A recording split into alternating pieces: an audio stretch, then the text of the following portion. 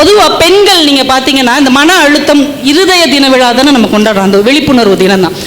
இருதயம் ஏன் பலகீனம் ஆகுது அப்படின்னா, டம்ப் பண்ணி வைக்கிறது, மன உளைச்சல், மன அழுத்தம், மன நெருக்கடி. இது யாருக்கு அதிகமாக இருக்கு? பெண்கள். நீங்கள் பாருங்களேன், என்ன பிரச்சனைனாலும் வீட்டில் சொல்லிடுவோம். வீட்டில் சொல்ல முடியலன்னு நம்மளுக்குன்னே ஒரு லூசு ஃப்ரெண்டு இருக்கும். அந்த ஃப்ரெண்டுக்கு ஃபோன் பண்ணி, இன்னைக்கு காலையிலடி அந்த மனுஷன் என்ன சொன்னாரு தெரியுமா, எங்க மாமியா என்ன பேச்சு பேசிச்சு தெரியுமா, என் நாத்தனார் எப்படியெல்லாம் சொன்னா தெரியுமா, ஒரு அரை மணி நேரம் பேசணும்னா அப்படியே ஸ்ட்ரெஸ் பஸ்டர். பெண்கள் பெரும்பாலும் தங்களுடைய துக்கங்களை வெளியில் சொல்லி விடுகிறார்கள். நீங்க துக்க வீட்டில் கூட பாருங்களேன், யாரோ ஒருத்தங்களுக்கு துஷ்டி நடந்திருக்கும், ஆனா பெண்கள் தங்க வீட்டில் இறந்த யாரோ ஒருத்தரை நினைத்து அந்த இடத்தில் அழுது தன்னை ஆற்றுப்படுத்திக் கொள்வார்கள், ஒருவரை ஒருவர் அரவணைத்துக் கொள்வார்கள்.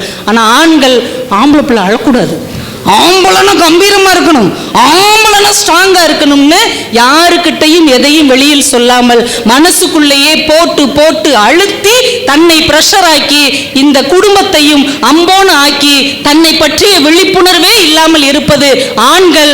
ஆண்களுக்கும் சேர்த்து விழிப்புணர்வோடு அவங்களுக்கு ஒரு சின்ன பிரச்சனை வந்தாலும், வாங்க ஆஸ்பத்திரிக்கு போவோம், ஒரு மாதிரி முழிக்கிறீங்க, வேர்த்துக்கிட்டு வருதுன்னு கட்டாயப்படுத்தி ஆஸ்பத்திரிக்கு அழைத்துட்டு போறது வீட்டில் இருக்கிற பெண்களாகத்தான் இருக்கிறார்கள்.